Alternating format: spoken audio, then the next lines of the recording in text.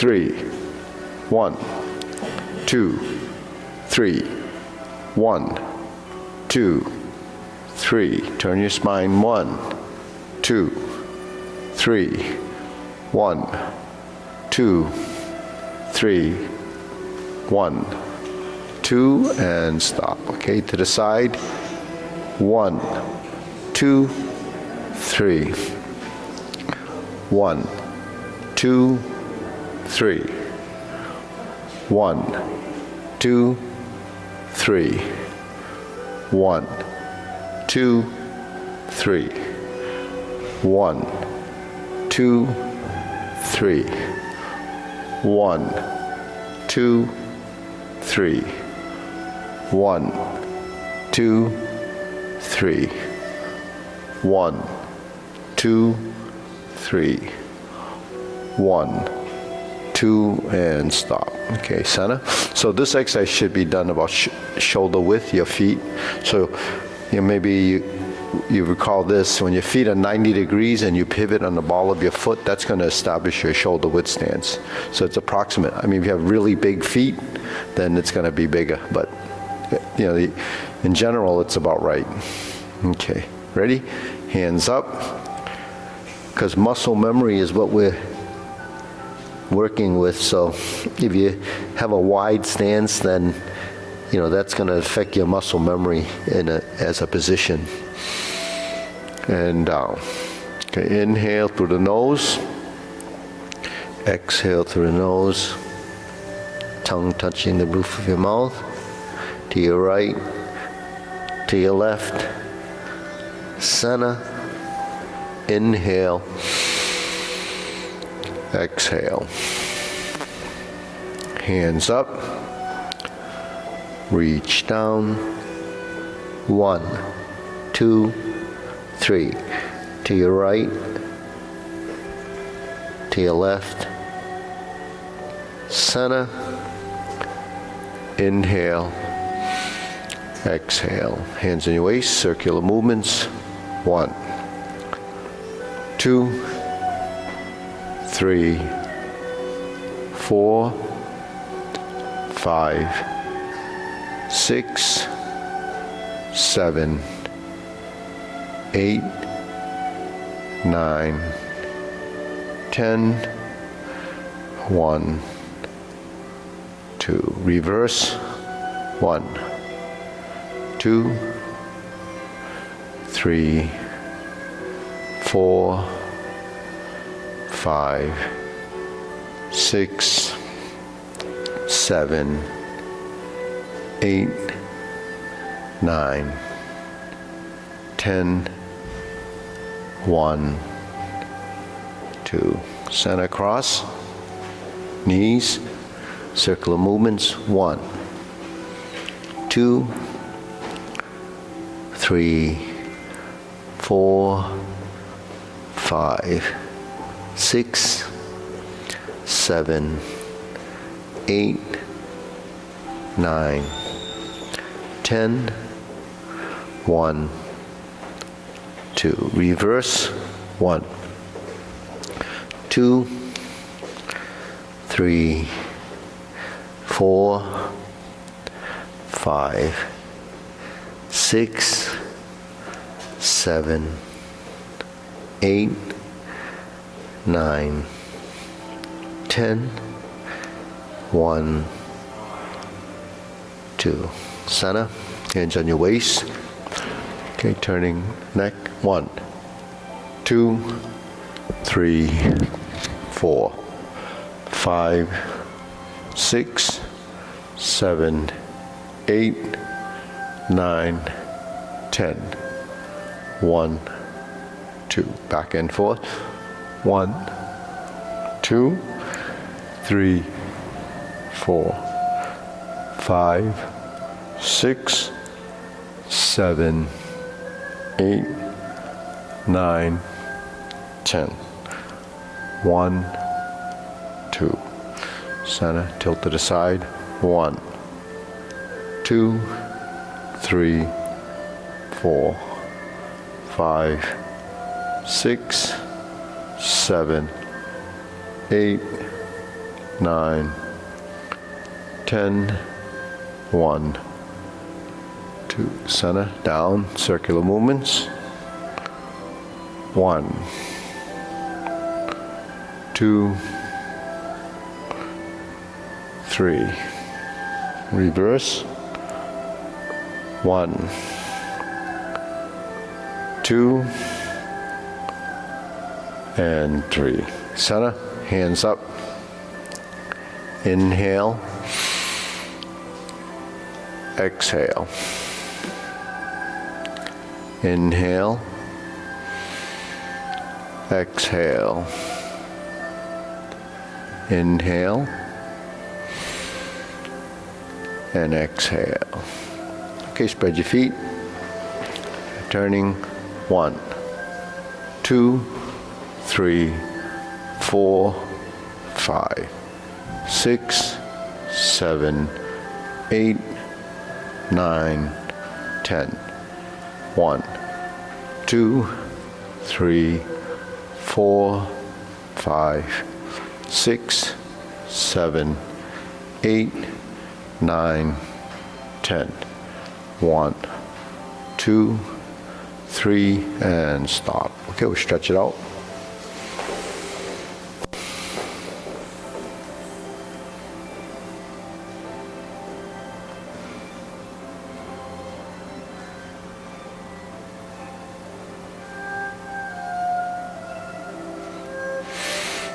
Switch.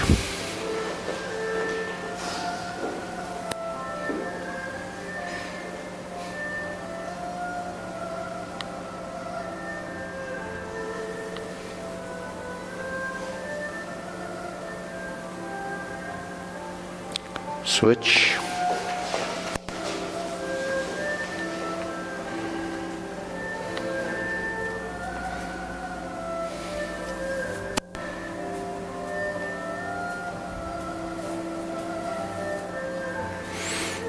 Switch.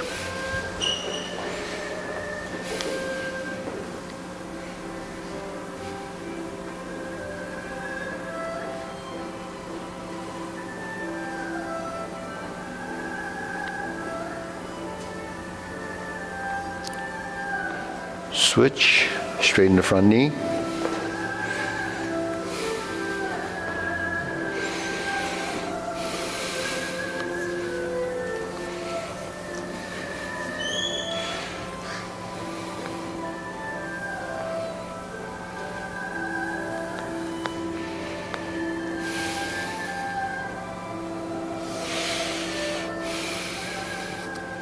Switch.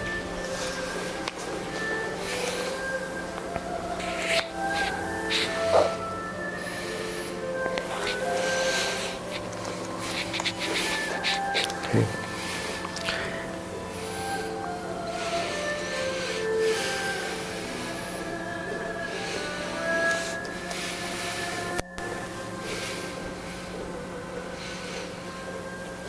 Switch.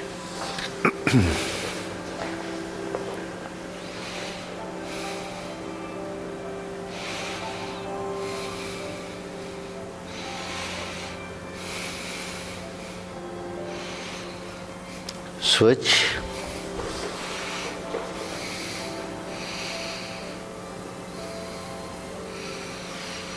Okay, center. Okay.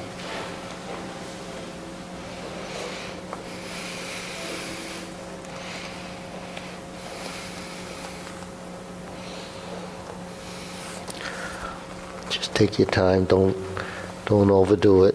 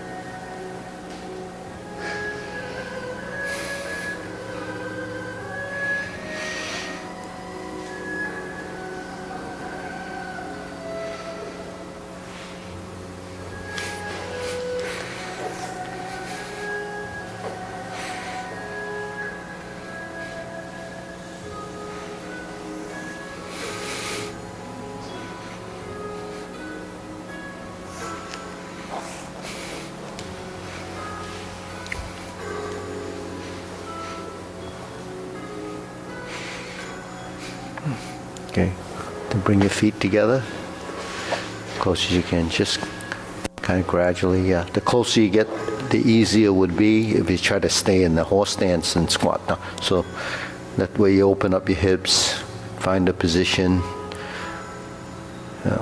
Even if you get your heels a little closer, because the closer your heel gets to your butt, the more your knee will fold, and that way you can squat down.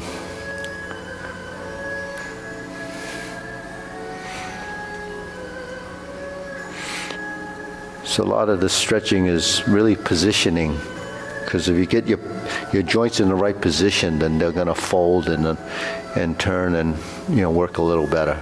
But it still depends on if your body's ever been in those positions.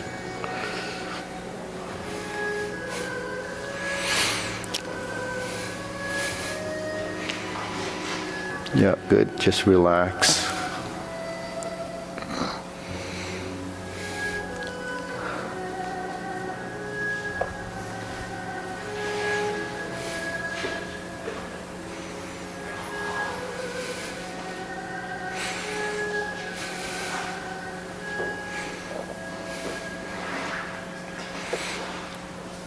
Okay, shake it out.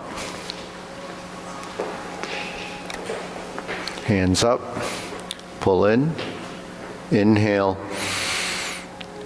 Exhale.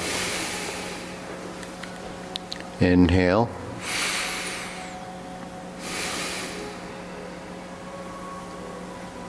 Inhale. Exhale. Okay, shoulder roll.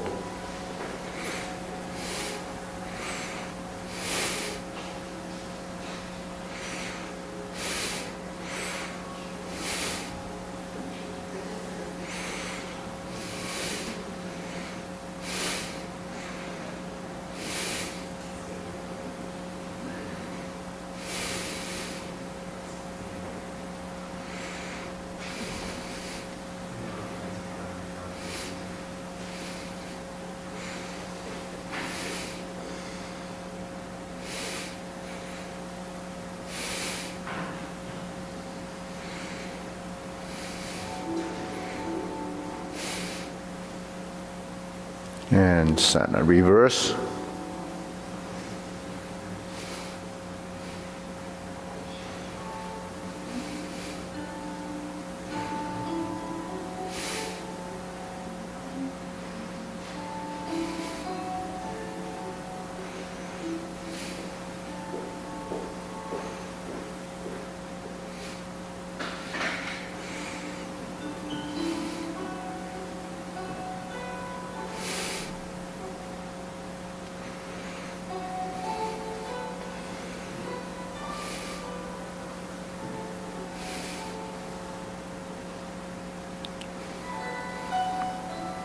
And Sana. Okay, press, release, exhale, inhale.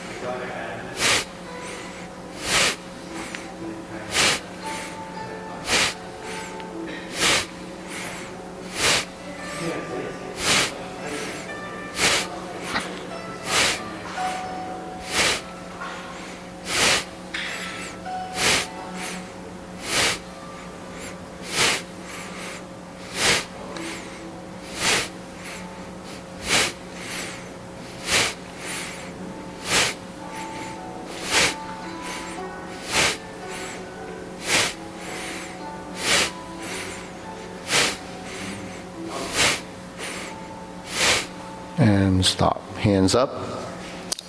Pull in, inhale. Exhale. Inhale. Exhale.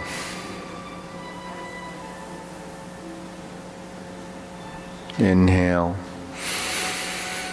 Exhale. Okay, wrists.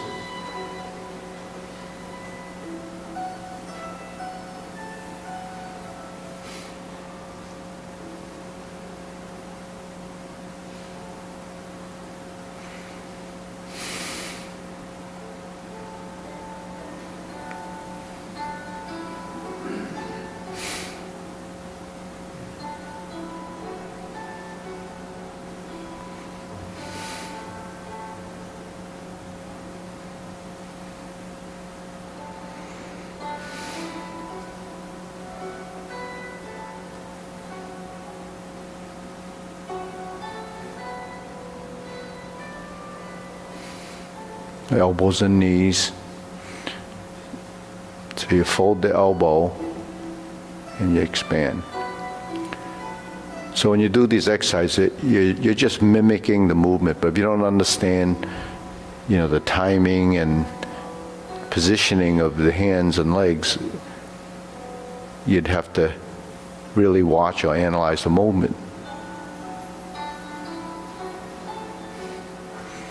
So the simplest way to know if your circles are correct is just tie the relationship of your elbows and your knees. So when the elbows bend or fold, your knees fold. When the hands go down and you straighten your legs, your elbows should be straight. And then the other day I was talking about clockwork. So what's clockwork? If you make your circles like this, you have a circle. And a circle has points, right? Say 9 o'clock or 3 o'clock, 6 o'clock, 12 o'clock, and 3 in here, 3 and 9. So when you do this, if you're in the correct plane of motion, then when you fold your elbows, you're in a vertical elbow, right? And the elbows are bent. And when you expand it, it starts to move. When you're at 3 and 9, you're here. When you straighten up your arms in your vertical position, you're at 6 o'clock, and then you pass through again, then you hit 12 and you go around, and that's the plane of movement. So if you're doing it like that, you'll have the correct plane of movement, because if you went from here to here, then you kind of distorted the circle. It's in the wrong plane. If you cut it off, this side of the circle is not complete. So then you're going to alter the balance in motion. So you have to hit all the points.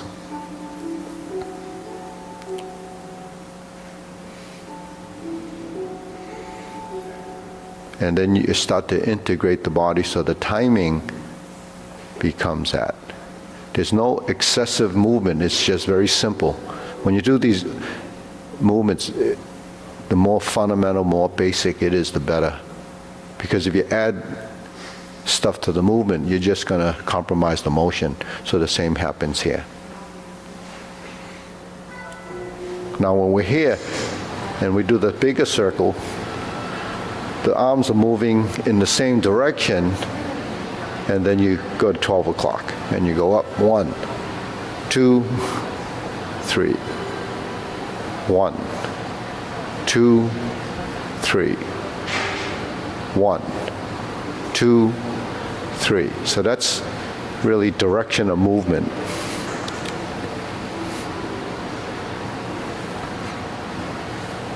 And eventually your arms and your torso will start to synchronize, and the movement in your body actually will just complement each other. And then if the movement, as you evolve, becomes sensitive, then you'll feel a gentle shifting of the weight, and the pressure in the soles of your feet will change. So that's proprioception, and it's your sensory system.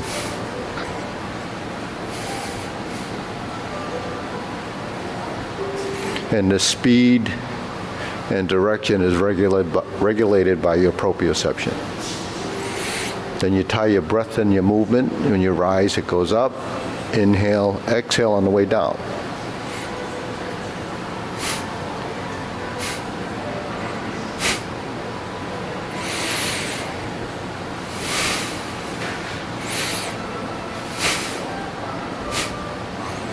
Okay, shake it out. So if you reach a certain point where you can regulate your breath and your movement, you can make your breathing one long breath with 3 rotations or 2 rotations in the upward movement, or you can actually exhale and inhale with every cycle, and it's a quicker breath, but you're still regulating it through your nose. Okay, deep breathing. Inhale, exhale. Inhale, exhale. Inhale, exhale. Okay, hands on your hips, so you're sliding side to side. You're shifting, and your hip push out to the side, but try not to let your torso tip. So you just keep the vertical spine. Or the tailbone should be vertical or plumb.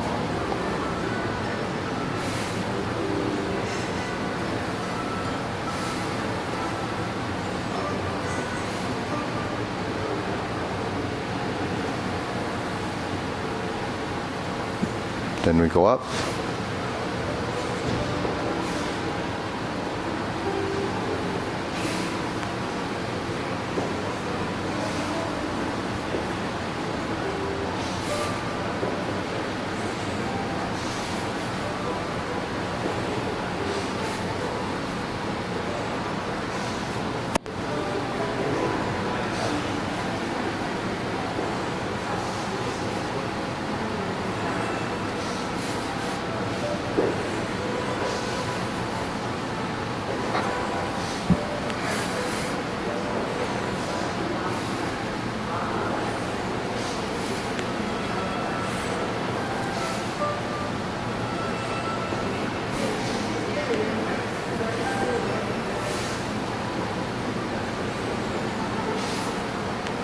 Okay, center. Put your toe down. Opposite hand down and go up. Insert the needle. Okay, try to track your hand on the center line.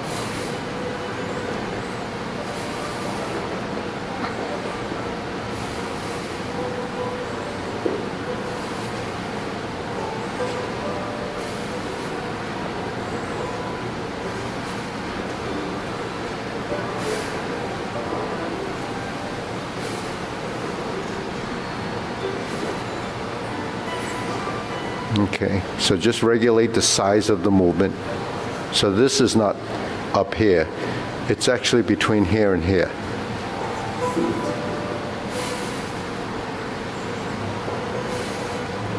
So it's the elbow down position. So you fold from the forearm and you switch.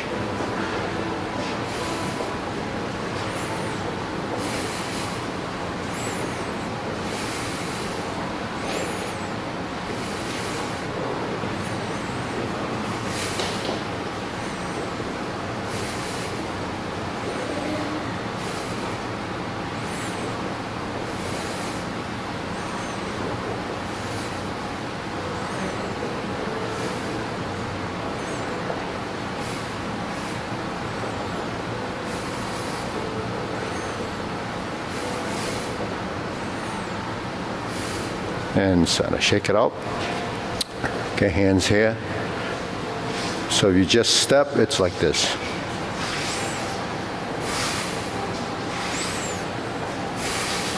Then when you get the rhythm and the momentum, then you kick and swing.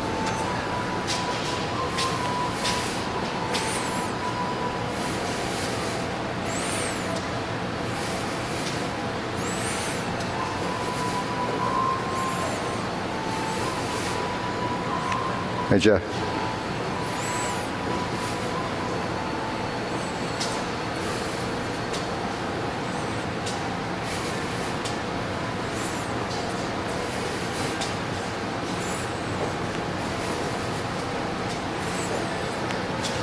Switch.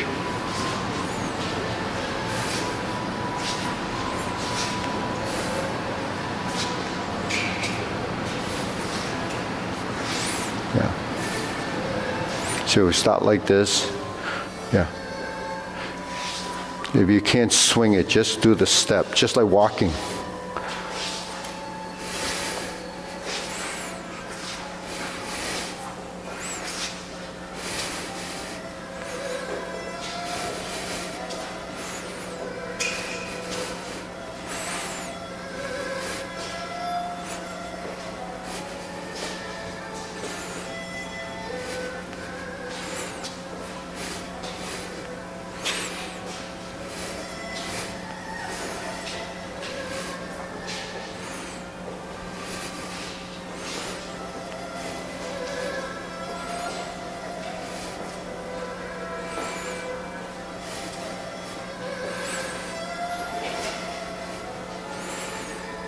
Okay, shake it out.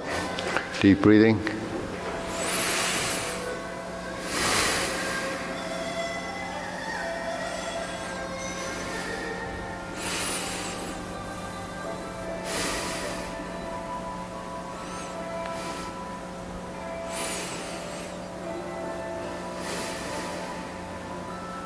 And one more, inhale. Exhale. Okay, silk grilling.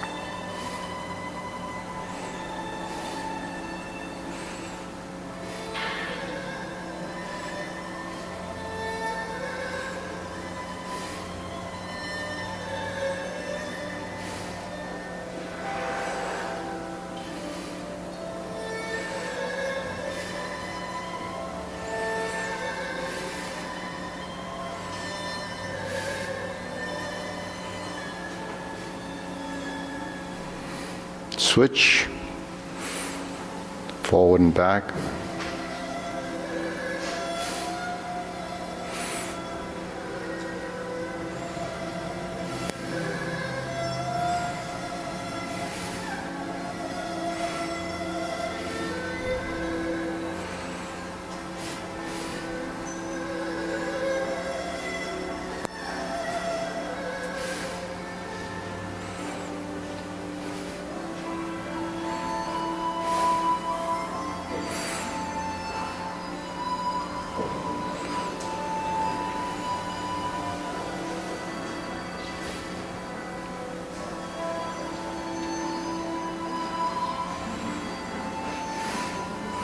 Eddie, your friend's here.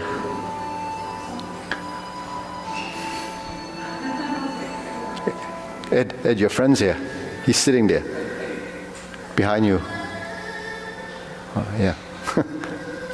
That's awareness. And back. Okay, shake it out. So that's silk grilling. So these few exercises, recently I've been talking a lot about, the Tai Chi Paradigm. It's a modern approach to an antiquated way. So what's the modern approach? It's trying to tie some science into an explanation to why we do these exercises. The traditional way is the form. That's a platform. We use the platform to do everything. And then these exercises that we do are to build fundamentals. Fundamentals of what the body needs, through developing a motor skill. So motor skill is actually voluntary movement. So everything that we do is trying to define those motions in space and everything that we do. So the last few exercises that we did, when swinging the arm, insert needle, swinging of the legs, those are called bilateral or bilateral movement that crosses your center line. So it turns out that when kids are, developing from an infant, by the time they're 3 or 4, they've developed some of these concepts of bilateral relationship. That's what we do when we walk. That's a bilateral relationship. When you cross the center line and all of these bilateral movements, why is it so important? It's because it works each hemisphere of your brain. And when you start to do bilateral movement, when you cross from one side to the other and the other side to, so forth, the two sides of the brain starts to work together, to integrate. So that helps you cognitively and gets your brain to working as a unit rather than very isolated. So this concept is the science of why we would do that. But the thing is, we do that in all the things that we do. Diagonal flying, cloud hands, everything that's crossing your center line. In Kung Fu, we have the same thing. So all these types of things that we do, it's not really explained to you. We look at it as a technique. When something crosses your body, you intercept it. When the hand crosses the body, you intercept whatever's coming to your space. So that's the functional side of movement. But when we're learning movement and we don't understand why and how to do it, then we won't get the 100% benefit that it potentially has. Because along with that is when we're learning sequences, and we're learning, those sequences are sequential events. And those sequential events, it's things that I've been talking about, like putting a program in your brain and your brain directs the movement. These are all principles of Tai Chi. But do we know how all that works? Well, I try to figure that out or find out, how that works. I'm not a researcher, but I do research in a different way, trying to figure out what the research tells us that, or what is happening. So when you learn sequential things, it is encoding. It encodes a part of your brain that picks up that information. Then when it encodes it, that becomes that part of the program. So then they're still looking at why all that happens, because they don't know exactly why that happens. But they discovered there's a neuron, I think it's called a engram neuron. And when you encode it, it goes into that specific neuron. And that neuron, once it picks it up, it builds that pattern. And then as you do it over and over again, that actually transforms into another level of sophistication of how that movement goes. So when we do these movements, and first it's kind of random and we don't know, so we try to build these ideas. But when you're encoding your brain to do this, it becomes part of you. So when you do these movements, at first it could be like this and it could be like this. So when you refine the movement, what's the best way to refine the movement? Not by just randomly doing it, by the size of the movement. So when I watch people do movements, I see that the sizes of your movement would be random, right? Because when we do this as a circle, and I bring in the timing, then I bring in the height of the movement. When this is eye level, that's the height. If it's up here, it's too big, because the radius of this circle changed into a different space. So this is the elbow down position. And if you're working like this and you're looking for naturalness of movement, you have to let your elbow hang. You can't lift it and then do this, because now you added an erroneous motion to it, because it takes something to lift it to here before you start to do this. So that shouldn't be there. That's erroneous motion and excessive. So when we're doing the movement, you have to understand that we're doing something that's referencing cloud hands is like this circular movement is like this. And where else does it happen? In two directions. Everything's just a circle and a size. When we do silk reeling, there's a circle. This circle, the elbow comes down here and lifts up a little bit more, and it passes the forehead as the upper circle. Why it passes the upper circle and then comes to here? Because as you move up and you start to turn, you reach another position. That's your forehead position here, right? So we have three circles: waist level, shoulder level, eye level. And we pass through these circles. Those are the ones that you reference. Those referencing of the circle determines the size of the movement, because everybody's body is different. So you have to use your own body as a reference. So then the specific spaces is where you develop accuracy of movement. And then on a martial level or functionality, Why is that critical? Because you defend the head, you defend the body, and then you have the lower, below that. So when you do these movements, it has to be in that space. It can't be in this space. And then we go a little bit bigger to enlarge the direction of movement, which is now spatial. We turn to this corner, we turn to this corner, 45 degrees, just like we point our feet 45 degrees. When we move to this corner, now it's a torso movement. Your torso actually only turns 45 degrees. If you want more than 45 degrees of turn, you have to add your hip. You want more than 40, that movement, then you have to move your feet. So that's total body movement regulating space. So you have to control these rotations by muscle memory. Your body recognizes it over time. That's what muscle memory is. Proprioception actually works the sensory system to take it to that point, and all the sensors that are involved with that movement will get dialed in, and it starts to know this is where you stop, this is where you are, this is where you are. So that's how refined it is. It's not something that we just talk about. It's actually in your body, and it's in your sensory system and musculature and skeletal structures that allow you to do this. If you develop that accuracy of movement, then you start to refine it. And then as the movements become ingrained in your body, it becomes automatic or it becomes subconscious. So in subconscious motion, when we start to do this, we don't know where exactly it's going, right? It's just moving. But if we look for the center line, we find that the hand is there, foot is there. In the back, it doesn't go to center line because then it'll distort you. It's actually a triangle from here to here. And it swings. Now when you swing to here and it goes back, it goes again. Now this is basically your shoulder width stance, and then you pass through to the center because everything is projected to a point out here. Now when you swing your arm and you do this, can you get your hands to merge at that line and your toe to merge at the line? It can if your torso starts to turn ever so slightly to compensate for the width of the movement.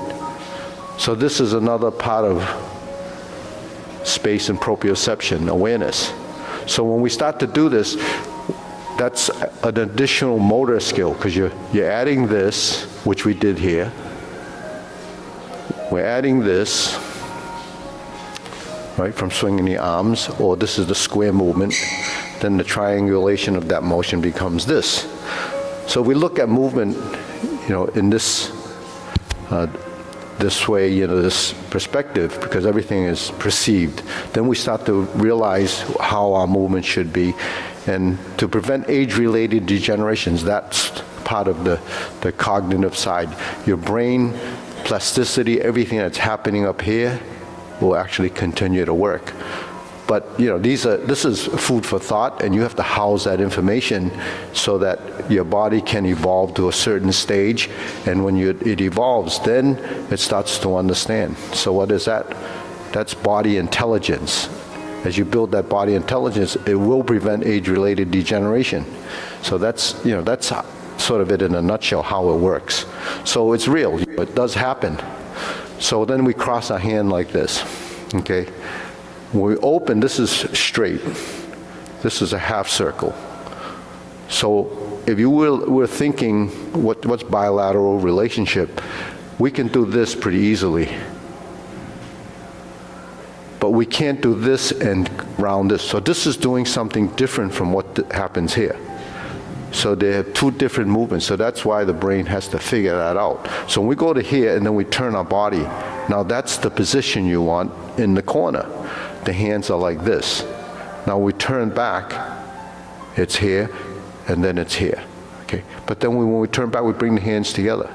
That's merging and opening. So I call opening and closing. You merge to the center and you open. Now you have a horizontal position here, but when you drop, it goes to vertical.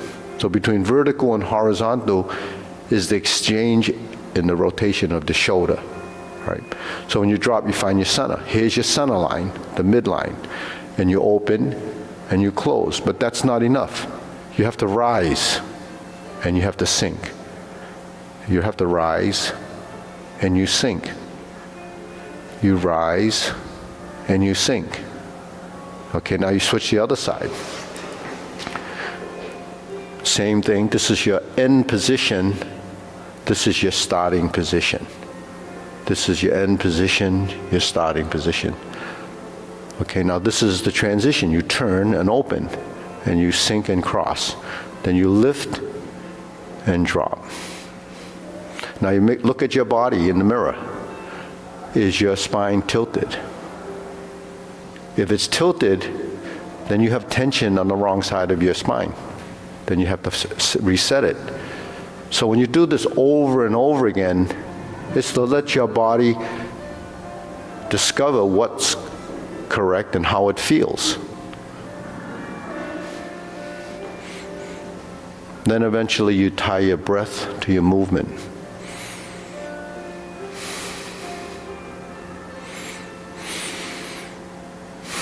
So when you think of this, you say, "Well, that's pretty complicated stuff," and there's a true value to it because your body does go through this. But what the researchers that research this stuff is not looking how to improve Tai Chi movement. They're looking to with disorders, like Alzheimer, Parkinson's disease, and so forth. So that encoding stuff that they're looking at, they don't know yet, but if that encoding material is in the brain and it gets forgotten or it was lost, just like in your computer, you store the information and it gets erased, then you might have a dysfunction in movement. So that's one side of it they're looking at. They don't know for sure, but the other side is, because you can't produce the transmitter, the dopamine. But that's one thing. You can, replace that with medicine, drugs, but that encoding stuff has to be something that you start to relearn. So when you encode movement or you're doing this is what the process is. So we can relearn things, but we go through the whole process of reformatting and programming, like walking, everything is like that. But we have to understand that this is a process. So when we're doing movement, don't just take it as a bunch of movement. We're actually building those connections, and those modifications actually produce more connections than the wiring to all the musculature that happens. And then when that happens, that's complex movement. It's very sophisticated. So that's why, when we do these things, it evolves. It's not the same movement all the time. It's the same in a sense, but it's different as to the parts of the body you can use. So that's the open and close. Now this is simple, preparation.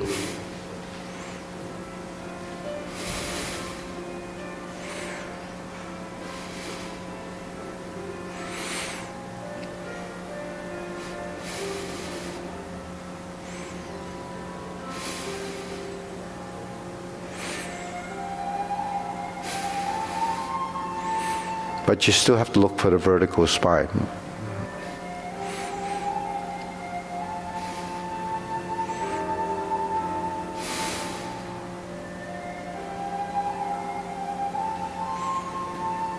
Then we do holding the ball. Right? So here's your lower hoop. Relax your shoulders, cup your shoulders forward, round the back.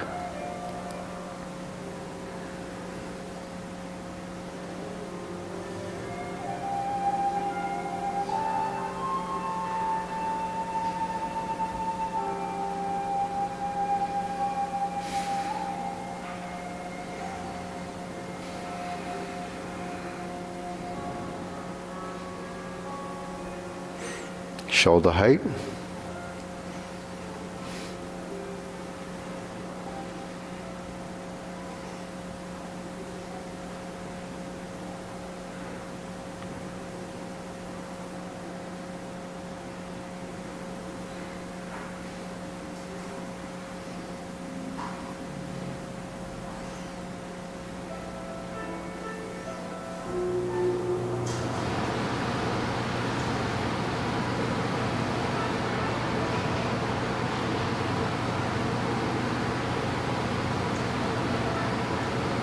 Elbows down.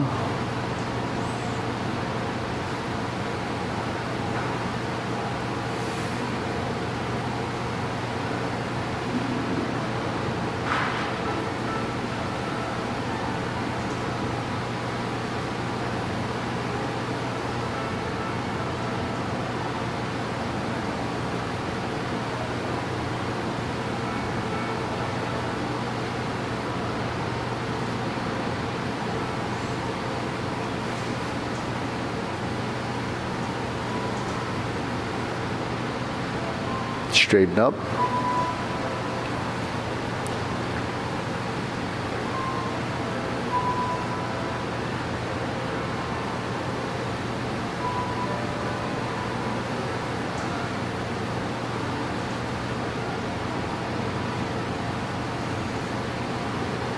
And extend.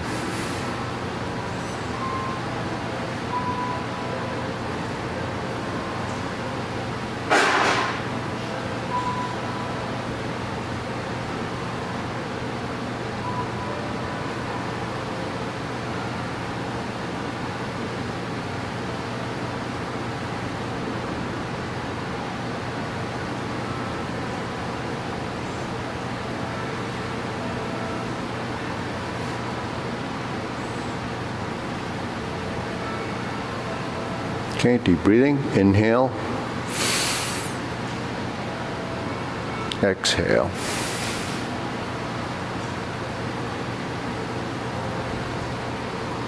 Inhale. Exhale.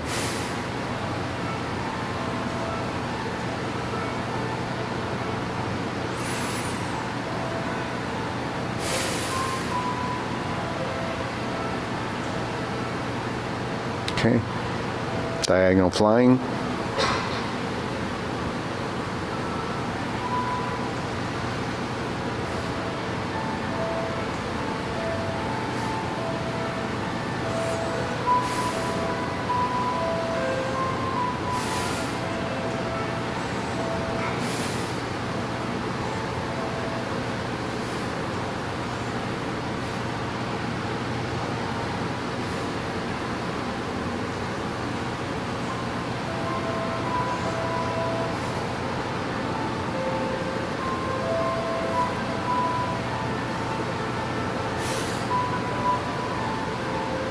Okay, switch.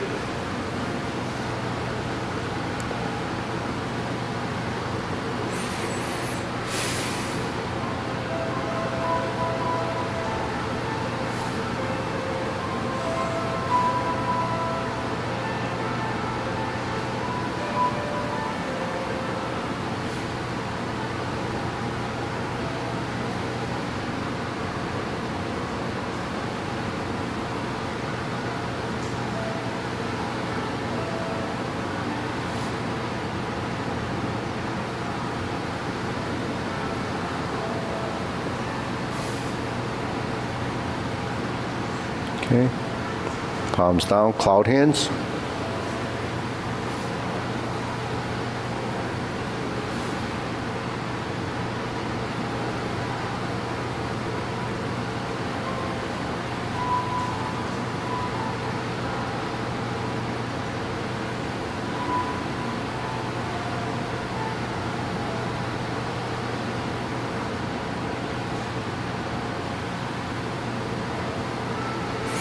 So when you drop this hand, go to 6 o'clock. The lower hand, let it pass across.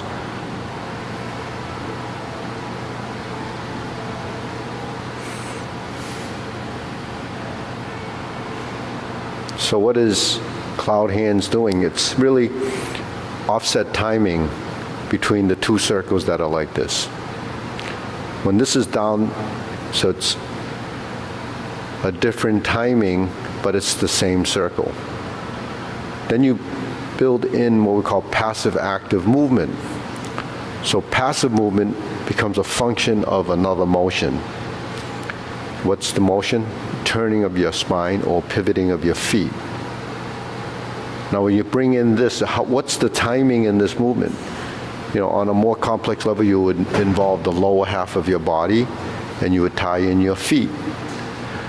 But the elbow and knee relationship and the shoulder and hip and the hand and feet relationship doesn't change.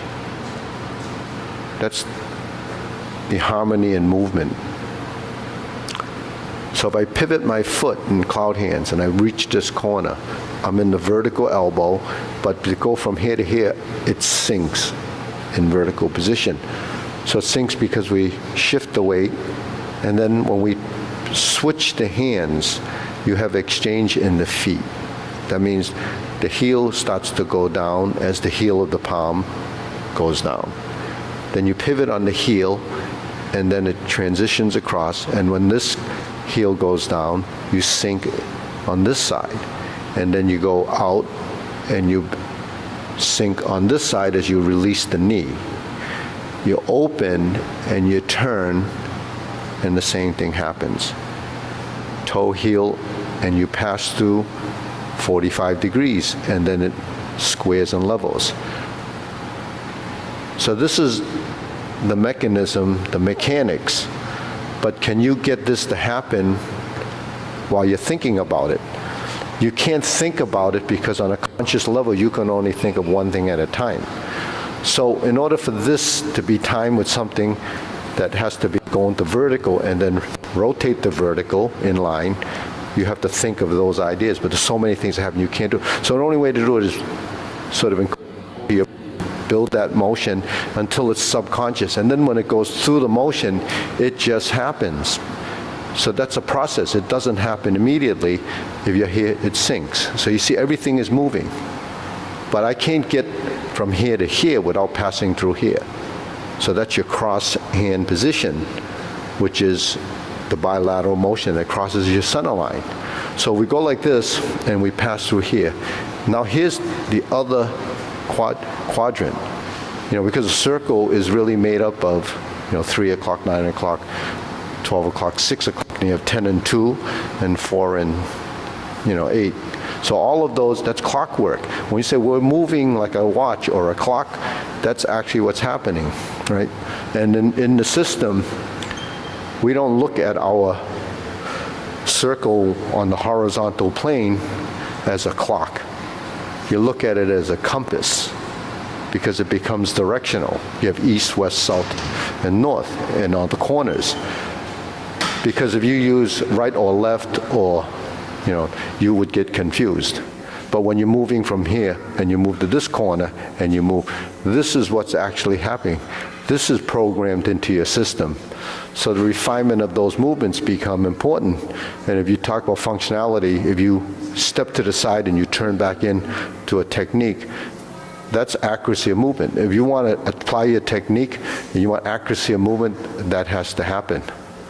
So this is just information. So when you practice and you evolve, you know what your body has to go through to get that to happen. Okay, so the cloud hands is that circle. So you just do the hands first, and then when we move the feet, you don't have to integrate right away. You just have to learn to move your feet. So we went back to sort of 101. Where is the feet positions? Shoulder width, right? Toe pivot to heel pivot. That's a 90-degree turn. Heel pivot, toe pivot. Alternating heel to toe. And then you're on this side, and you go back to here, and you go back to here. Now you're in the shoulder width position, which is what we muscle memory.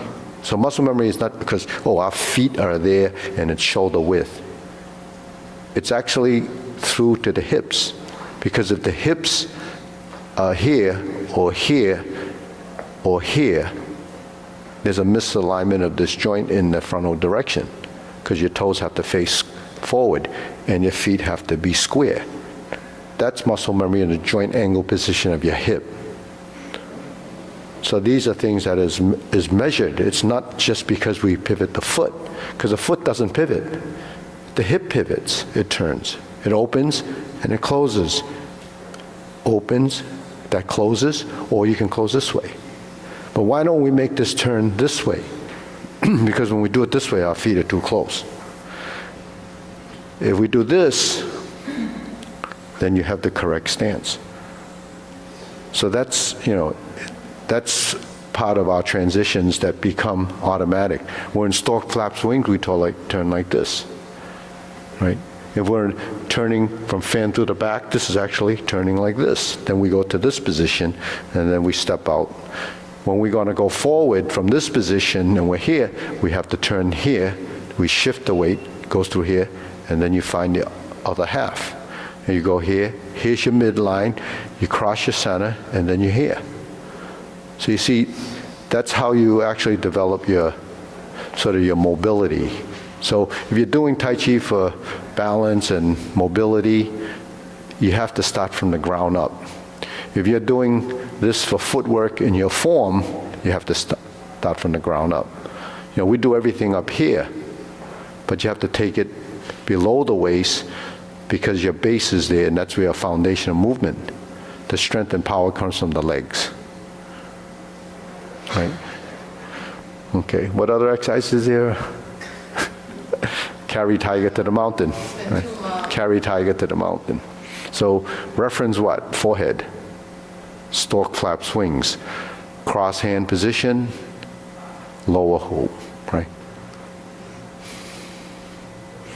Now why is this movement important? Because you pass through all the planes of motion in the horizontal plane and in the vertical plane, and right and left. So right, left, center, and all of it's here. But these movements are in our form. Carry tiger to the mountain. And then infinity sign, or open and close.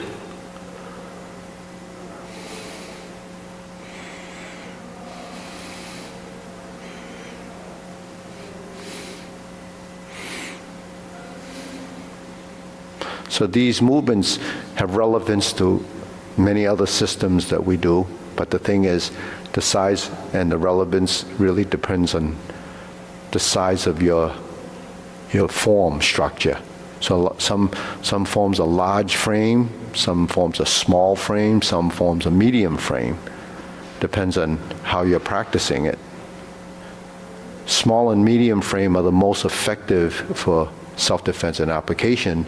Large frame is good for aesthetics. It looks good, but it's useless.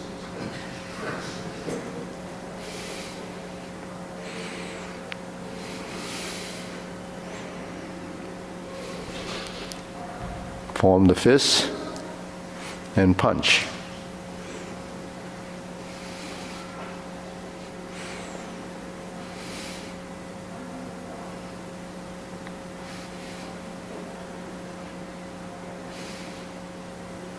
Okay, now pull the hands together, strum the lute. Here's your center line. You merge in the center, and you have back and forth movements, forward and back.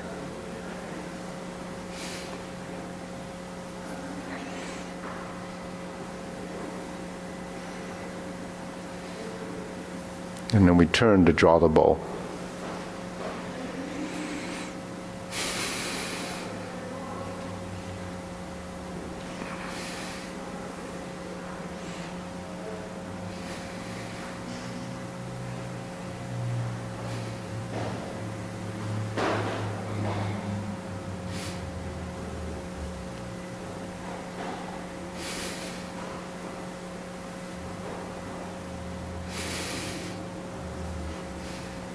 Okay, fan to the back.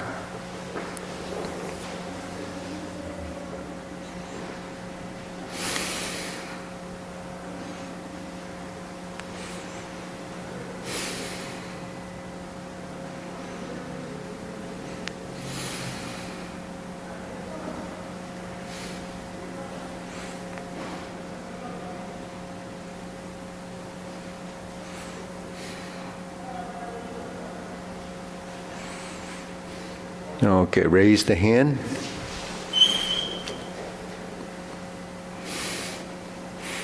So you look at these moves, these are pretty expansive. Why do we do it like this and not keep it small? Because all your sensory feedback comes from the long extensions of the joints, right? So we have to align our skeleton, ligaments and tendons, get range of motion by relaxing and expanding the muscles, which is a type of stretching. So when we stretch, we're not actually doing anything beyond movement. So movement is the key to avoiding tension.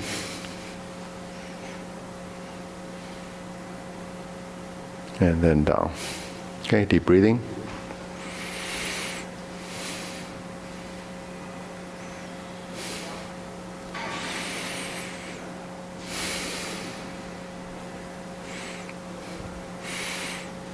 So what I mean by that is if you don't get your hand up here, close to your ears or your head, then that position is missing. So if you lift your hand up to do something that's here, your shoulder already tightens and doesn't want it to go beyond that. So that's a conflicted movement. But if your hands are here and it's relaxed, then this is nothing.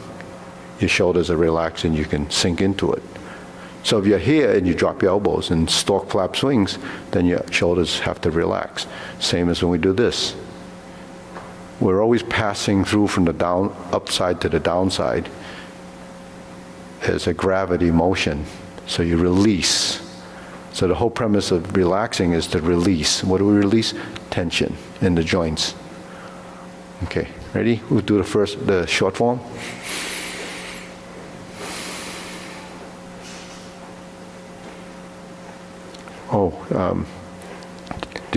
Roger, did you want to do the form as much as you can, or is Minor over there? You want me to do the form? Yeah, as much as you can. You said you got to a certain point, right? Did you? Yeah. I tried. Okay. I finished. So let's start again. Okay, do it slowly, yeah? Okay, ready? Preparation.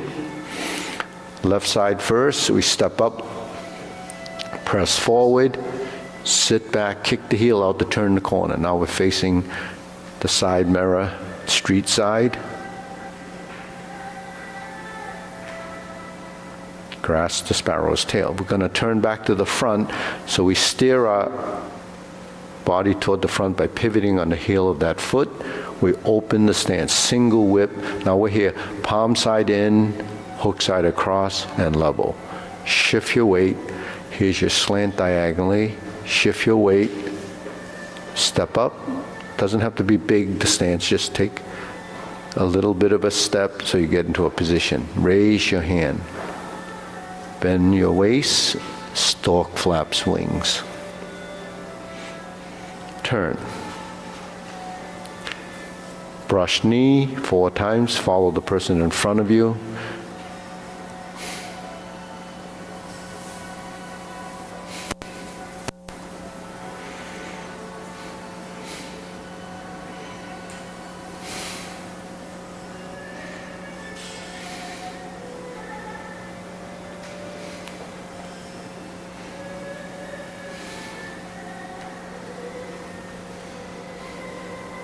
One more brush knee in and push.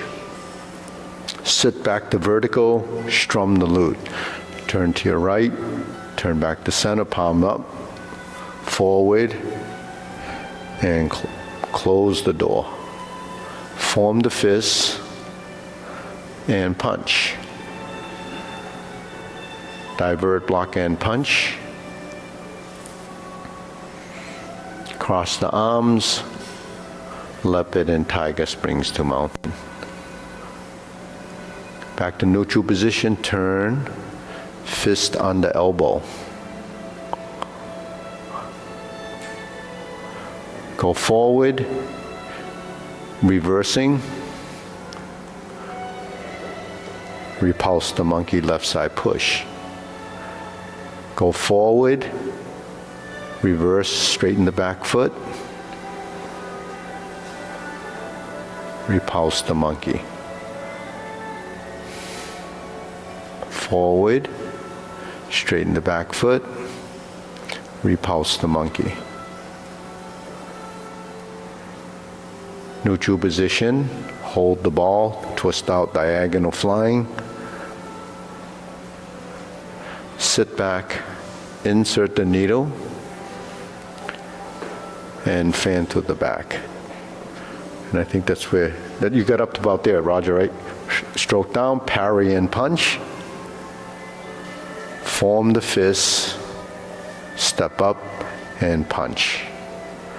Sit back. Infinity sign, divert, block, and punch. Cross the arms, leopard and tiger springs to mountain. Carry tiger to the mountain, turn to the back, follow Eric, he's got the black shirt there near the clock. Okay, cross the arms, raise the left hand, bend from the waist, stork flap swings. Left side grasp the sparrow's tail.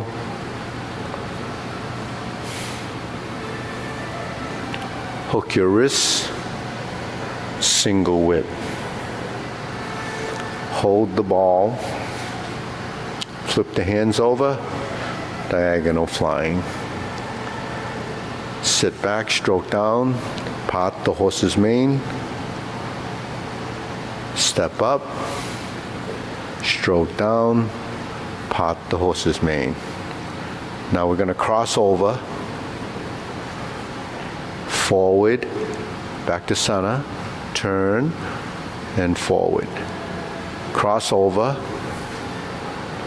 forward, back to vertical, turn, and turn back to the front. Relax the elbow, turn back to the front,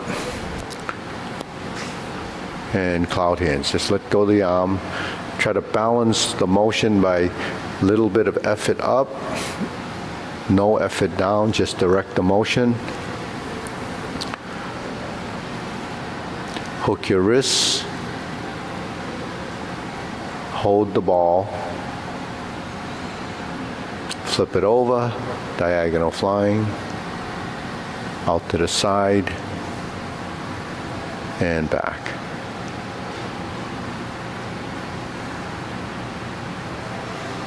Okay, inhale, exhale, inhale,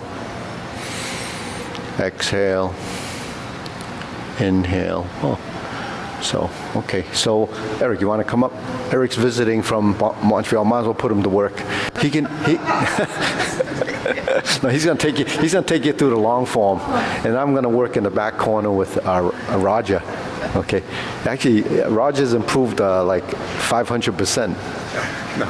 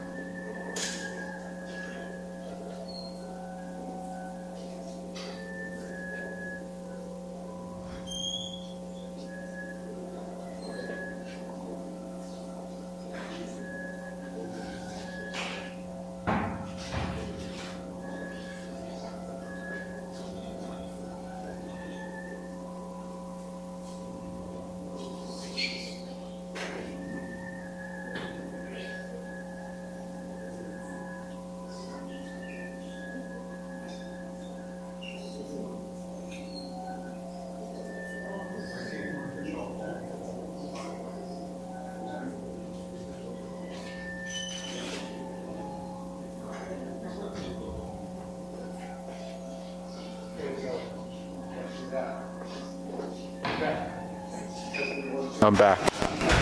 So, any questions? So what's passive active movement? Do we understand what that concept is? Passive active, or yin and yang, passive active. Yin and yang covers everything. Open and close, rise and fall, right to left, forward and back, and center. So it covers everything. But passive movement as a function of another component, because each of these pieces are components. Say your right arm, your left arm, they become parts of your apparatus. So like in brush knee, if we turn to this side and we flip the hands, there's the up and down movement, right? There's rise and, so there's a relationship between what goes up and what goes down. When this hand gets to here, say halfway between here and here, you start to initiate the turn. So this hand is no longer this. You want it to move with the body. So then that's, from point A to point B, but the thing is, this hand is up here. So then it has to slant down here and then turn down here. So to get this hand to go from here to here, it has to go through the diagonal, the line. So what does that mean? It means you have to drop this shoulder again. So that starts to descend. But you're descending as you start to move forward and turn. So you have to merge those planes of motion and then, fix that line and the timing between that point and that point. So that's your homework. You got to work that, all right? All right, bow. The bell says it's time. See how timing works? Someone keeps ringing that bell. Thursday hitting.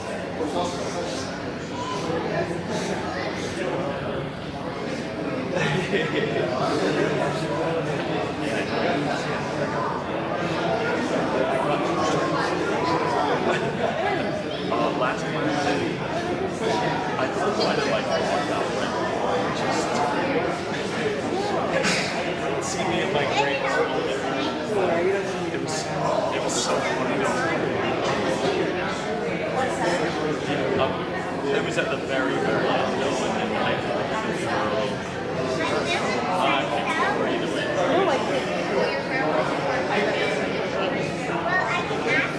It's so funny, though.